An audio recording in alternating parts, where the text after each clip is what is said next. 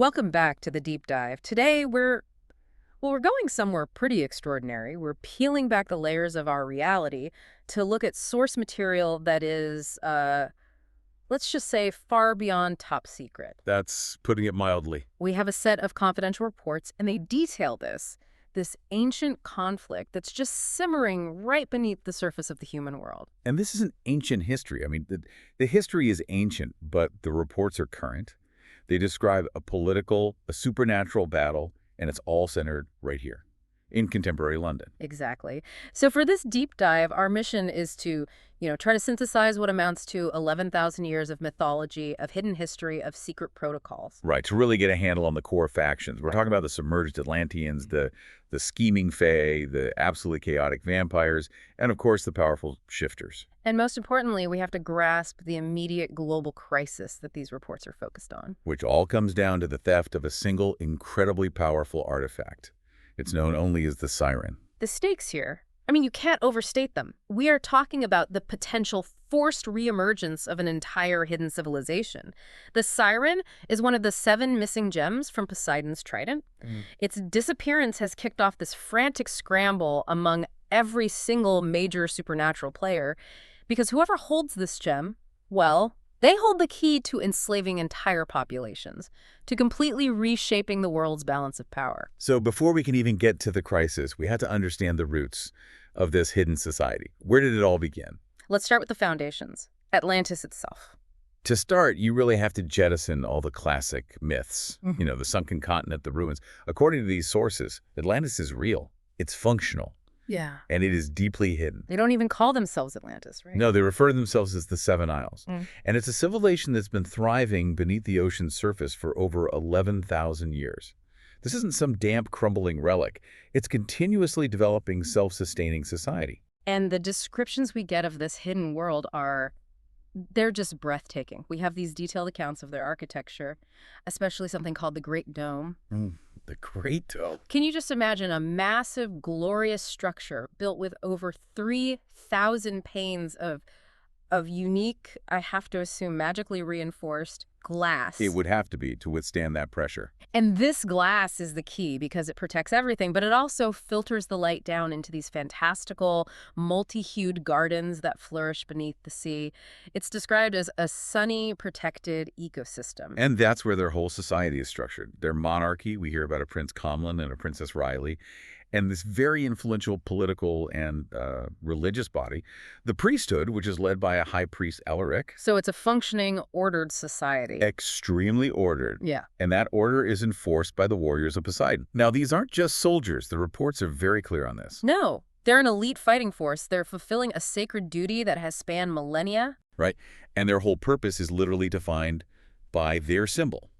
You have the trident, which bisects the circle of the world, and it's positioned above the pyramid of knowledge. Which is such a powerful image. It tells you their physical duty is completely inseparable from preserving wisdom and, world balance. We actually have the exact wording of their formal creed. It's really something. Let's hear it. It says, "We will wait and watch and protect and serve as first warning on the eve of humanity's destruction. Then and only then Atlantis will rise. Wow. For we are the warriors of Poseidon, and the mark of the trident we bear serves as witness to our sacred duty to safeguard mankind." That is a heavy burden. And it really defines their frustrating existence, doesn't it? It absolutely does. And what's fascinating is how the source material frames that duty as both incredibly noble and profoundly restrictive. A cage, almost. Yeah. The primary warrior we follow in these reports, a man named Christophe, he's the perfect example of this institutional fatigue. After centuries of just waiting and watching and fighting monsters in total secrecy, he's just frustrated. Deeply frustrated. He has this feeling that Poseidon doesn't actually value them, their lives, or their civilization. He thinks they're just being kept honed for battle. He actually uses the term cannon fodder. Just used against whatever nightmare crawls out of the dark. Exactly. And this sentiment, being kept perpetually sharp for a fight that might never come, you can see how that would breed an incredible cynicism over, say, a few hundred years. And the reports make it clear just how skilled he is. It's not just combat, it's these unique powers. Atlantean water magic. Yeah. It's amazing stuff. He can generate these energy spheres, described as incredibly deadly, high-speed projectiles of concentrated water. And he can also transform his body into this iridescent mist, which, as we're going to see, is unbelievably useful for infiltration. So where did this all come from, this perpetual state of being submerged, of being ready? The history takes us back 11,000 years to an event the Atlanteans just call Ragnarok. The doom of the gods. The very same. But this wasn't just a localized disaster. The sources describe it as a world-ending clash. You've got the Norse gods, the Greek gods, the Roman pantheon, all at war. And the Atlanteans believe the gods don't really care about human classifications, right? They just see mortals as collateral. Precisely. So the elders at the time, they made a very wise conclusion. The only path to survival was complete and absolute withdrawal from the world. They pulled off the greatest disappearing act in history. But there's a catch.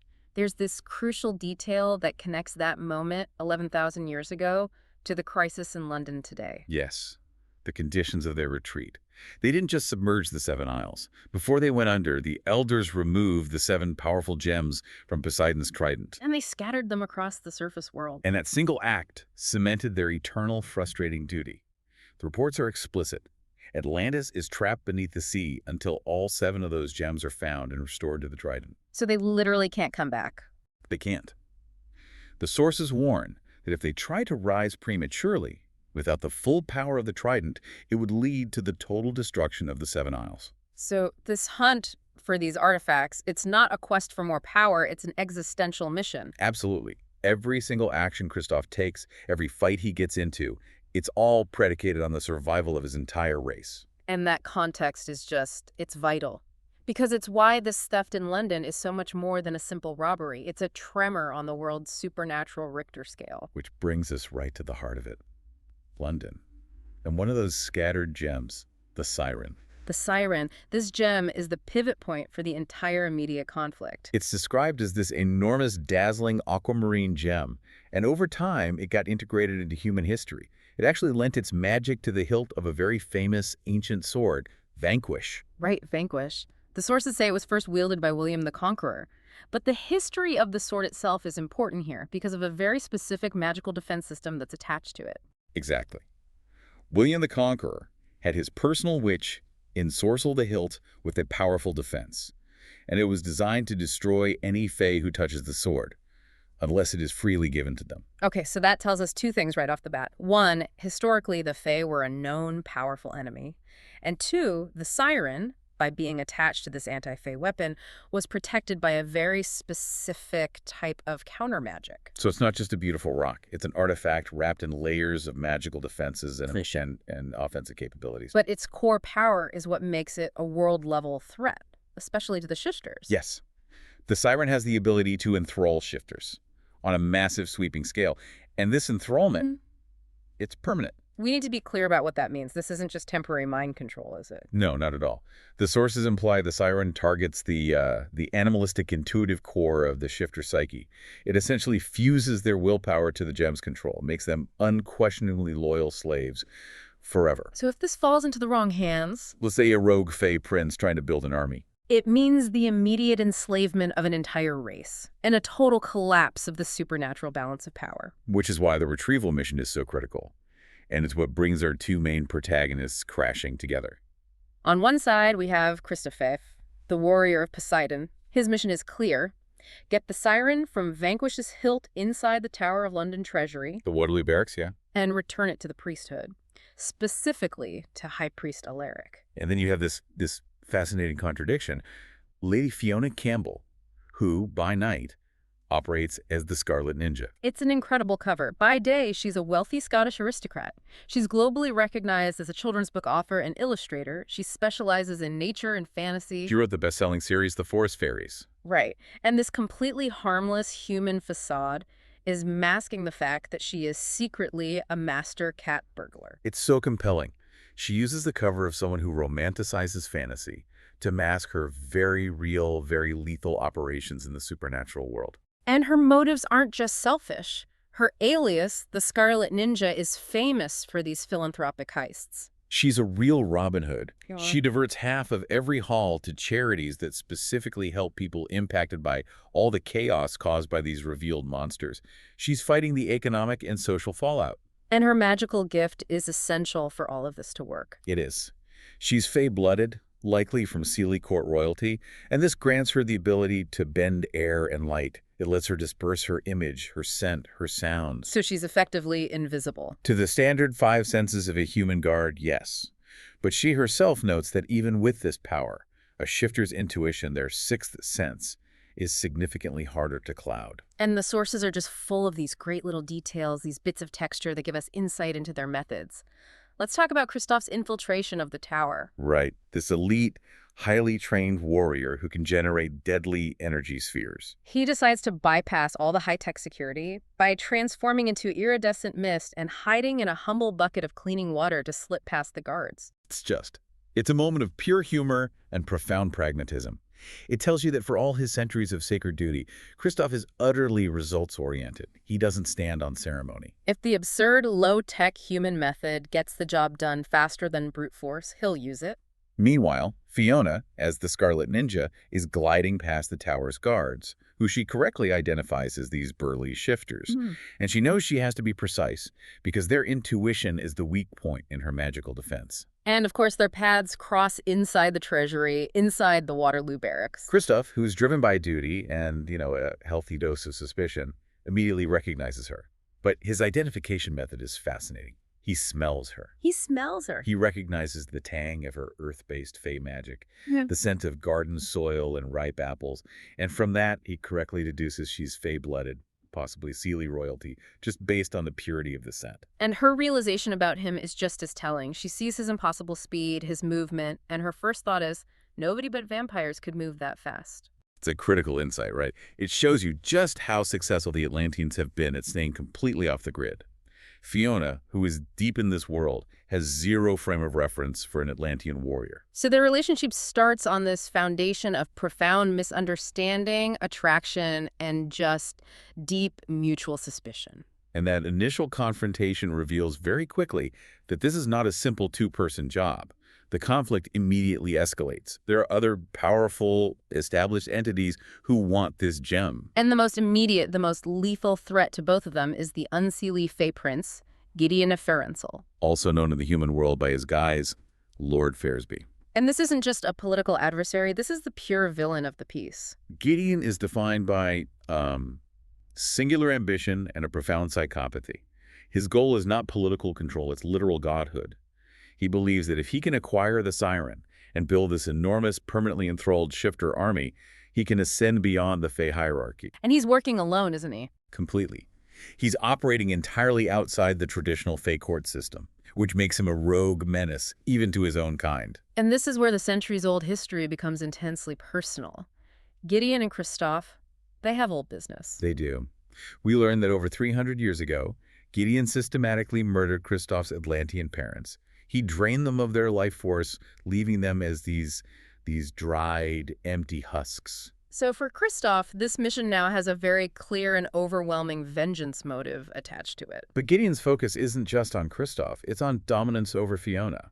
The source material is very clear about this. Yeah. He targeted Fiona specifically for this heist because he knew about her Fey blood, her Sealy lineage. And he wanted her as, what, a human bride? A human bride, a sex slave, a broodmare. He sees her not as a person, but as a magical resource to propagate his line. This just amplifies the sheer danger Fiona is in. So just when you think Gideon has the tower heist all figured out, the situation is thrown into complete chaos by the ultimate wildcard. Telios, the psychopathic vampire. This guy is pure mayhem. The sources have these strong rumors that he's the real Jack the Ripper. And that he's maintained his murderous activities since 1888. His interests are simple: murder and destruction. He doesn't want the Siren for power or for godhood. He just wants the destruction that its theft and the resulting war will cause. And in this massive, surprising twist, Telios actually succeeds, where the elite Atlantean warrior and the master Fey burglar initially failed. It's incredible. He manages to punch a hole right through the shatterproof casing, I'm assuming with immense vampire strength. You'd have to. Steals both Vanquish and the Siren and just escapes, before Gideon can even get his hands on the gem. So Tellius' success means the Siren is now completely loose. The conflict shifts from a simple retrieval mission into an active, chaotic hunt all across London. And the immediate consequence of the Siren being out in the open is the mobilization of the shifters. As we said, they're the most vulnerable to its power. And London is home to some very powerful shifter packs. We're introduced to an alpha, Lucinda, and her mate, Evan. Their base of operations is the Melting Moon Pub. Which is just the perfect name. It really is. Ah. And the Melting Moon is described as a classic werewolf home base. It's atmospheric, it's perpetually tense. So when Christophe and Fiona go there, trying to get information about Tellius, the atmosphere is just electric with suspicion.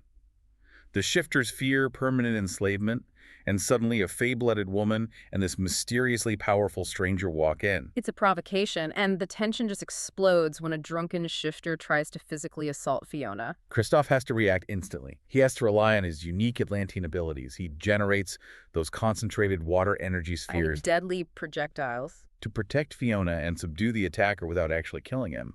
But this display of non-human powerful magic immediately gets the attention of the Alpha. It draws the challenge of Lucinda. And this confrontation is pivotal. Lucinda challenges them directly, and it forces Fiona to choose between Christophe's lethal methods and her own diplomatic skills. And this is where her alter ego saves them.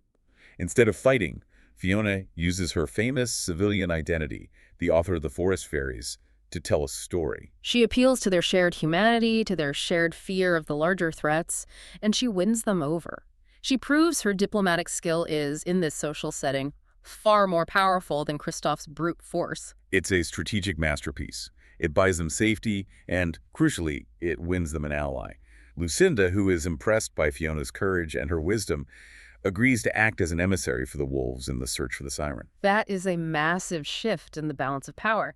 The Atlanteans now have a critical line of communication and intelligence directly into the shifter world. But the enemy is relentless. Gideon, even without the Siren, orchestrates this brutal psychological double-cross. He sends a threatening note to Fiona, demanding she come to him or her brother Declan, her primary tech support, will be hurt. It forces her to choose between her mission and her family. What's so interesting here is the complication introduced by internal fey loyalty, or disloyalty. Maeve Nufaransel, she's Gideon's sister, an unseelie princess. And she's also Fiona's longtime friend. Exactly.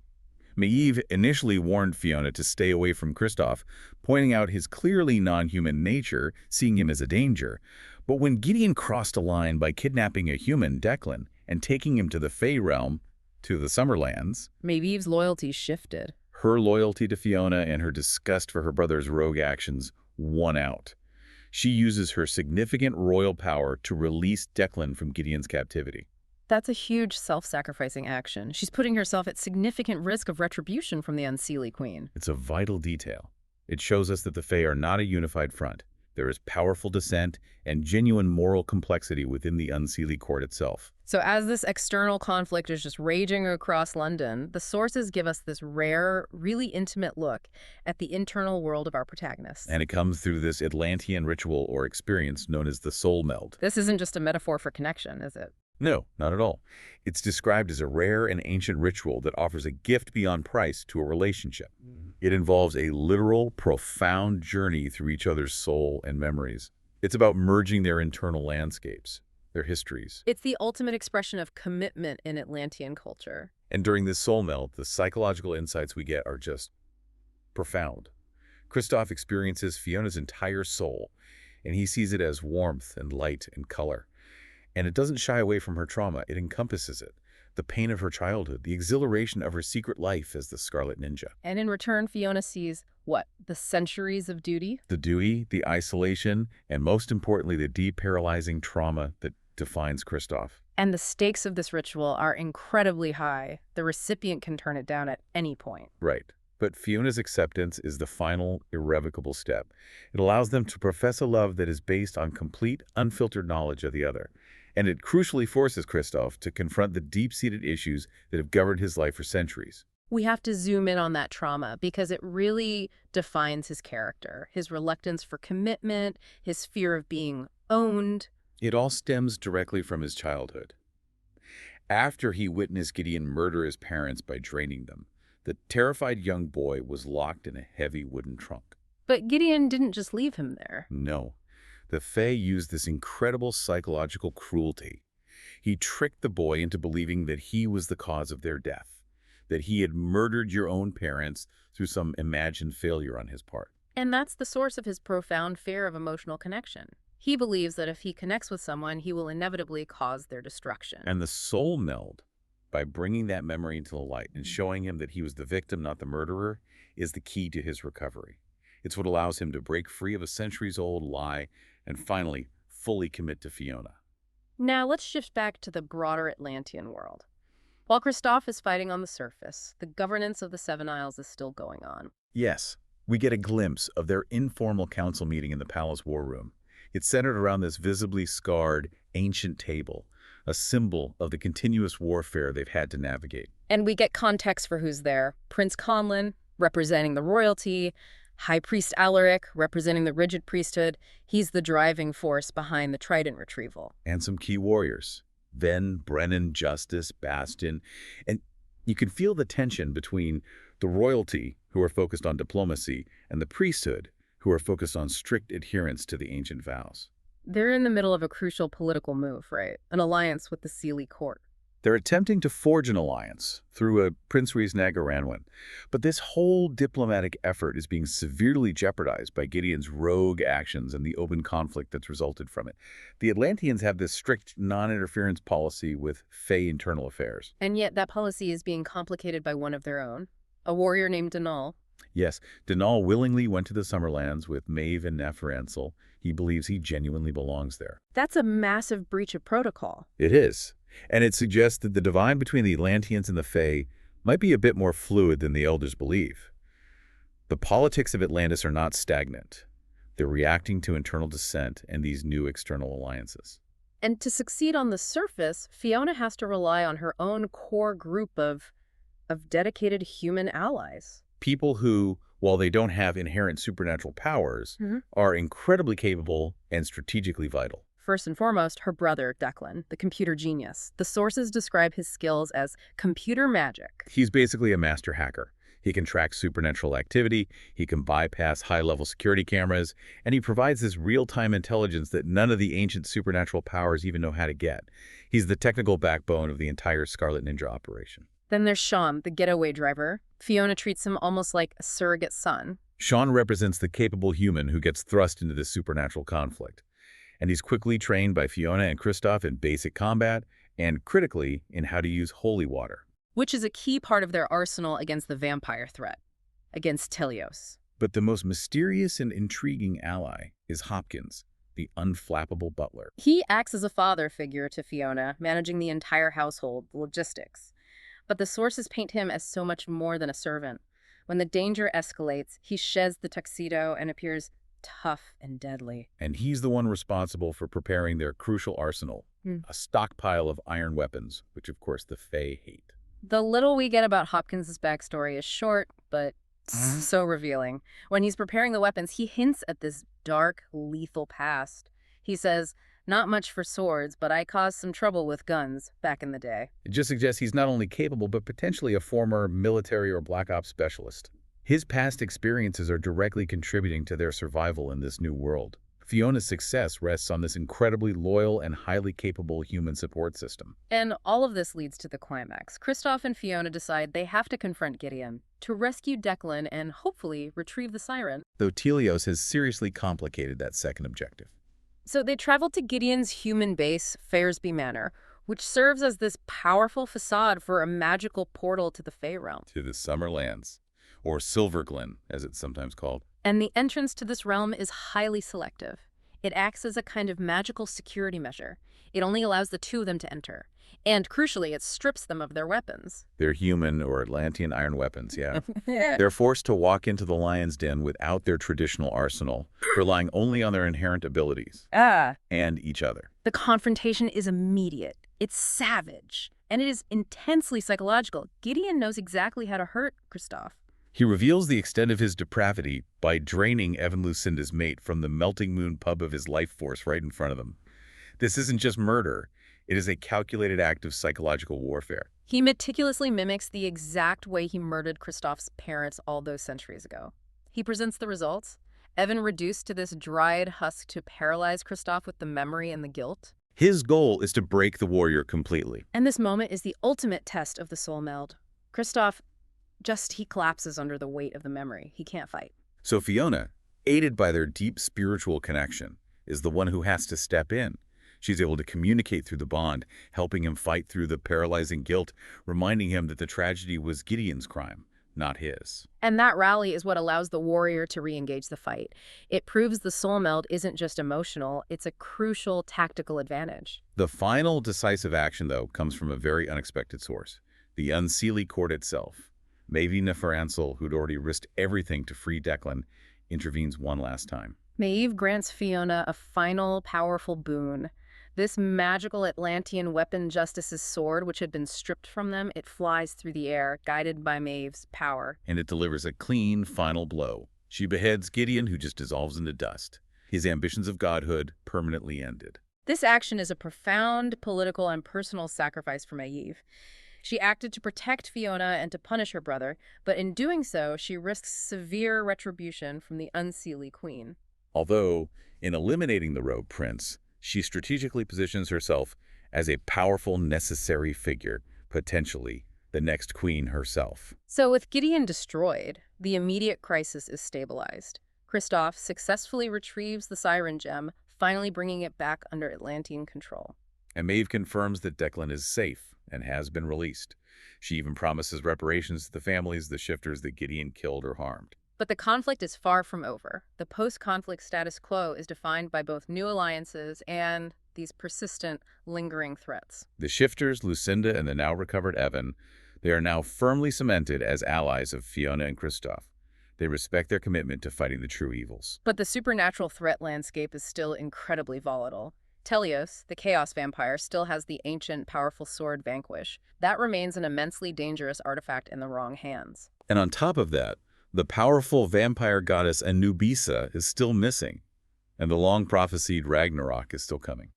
The sense of foreboding is intense. Maeve Neferansel, who looks more and more likely to become the next Unseelie Queen, vows a kind of complex future. She promises to study Atlantean methods and philosophy through the warrior Denal, who remains willingly in the Summerlands. This voluntary exchange suggests that a new, perhaps less antagonistic relationship between the Atlanteans and the Unseelie Fae might be forming, based on mutual respect and shared interests and just stability. And on a deeply personal level, Christophe fully embraces his new commitment. He reaffirms his love for Fiona. He prioritizes not just the ongoing gem hunt, but helping her clear the Scarlet Ninja's name, which Gideon had framed for murder. He even demonstrates his commitment by granting her this fantastic diamond, one he already possessed, to provide funding for her critical philanthropic work. The warrior who spent centuries fearing commitment, feeling used as cannon fodder, found not just his purpose, but his true mate in a resourceful Scottish ninja.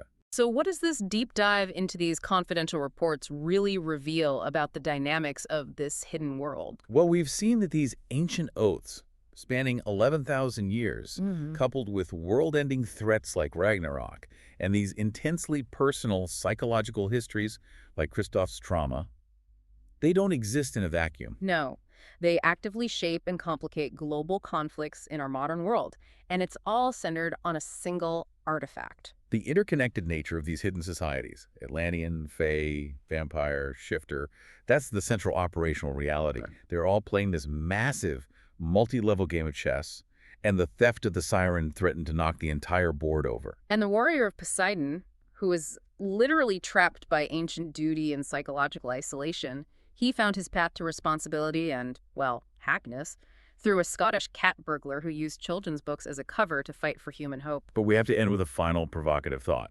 It's one that the Atlantean Council themselves must be grappling with. Maeve Neferansel, the new Fae power broker, explicitly warned the Atlanteans.